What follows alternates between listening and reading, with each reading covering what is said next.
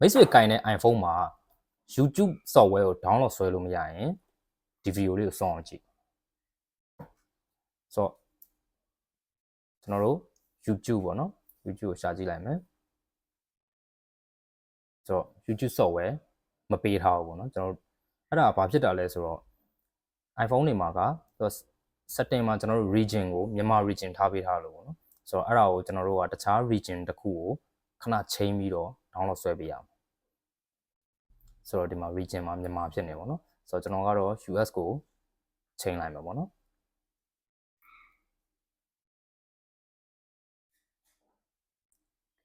နော်ဆိုတော့ region ချိန်ပြီးသွားပြီဆိုတော့ကျွန်တော်တို့ဒီမှာ App Store ထဲမှာ YouTube လေးကိုရှာလို့ရတယ်ပေါ့နော်ကျွန်တော်ဒီမှာရှာလက်စားဖြစ်တယ်ဆိုတော့ဒီမှာ YouTube ဆိုပြီးတော့ရိုက်ရှာလိုက်ဒါဆိုရင်ကျွန်တော် region ချိန်ပြီးသွားပြီဖြစ်တဲ့အတွက် YouTube software လေးကိုကျွန်တော် download ဆွဲလို့ရပြီပေါ့နော်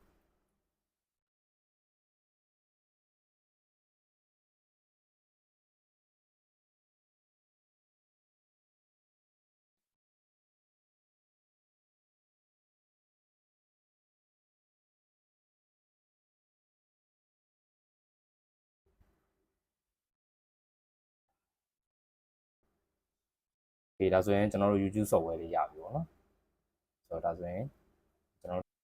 ဒါဆိုရင်ကျွန်တော်တို့ YouTube software လေးသုံးလို့ရပြီပေါ့နော်ဆိုတော့တခြား iPhone တွေနဲ့ပဲဖြစ်ဖြစ် Android တွေနဲ့ပဲဖြစ်ဖြစ်နောက် computer တွေနဲ့ပဲဖြစ်ဖြစ်သိချင်တဲ့အကြောင်းအရာလေးရှိရင်ကျွန်တော် comment box မှာမှန်းခဲ့လို့ရပါတယ်ကျွန်တော်အားရင်အားသလိုဗီဒီယိုလေးတွေနဲ့လုပ်ပြီးတော့ပြန်ဖြည့်ပေးတော့ပါမယ်ဆုံးဖြတ်ကြည့်ရှုပေးတဲ့အတွက်ကျေးဇူးတင်ပါတယ်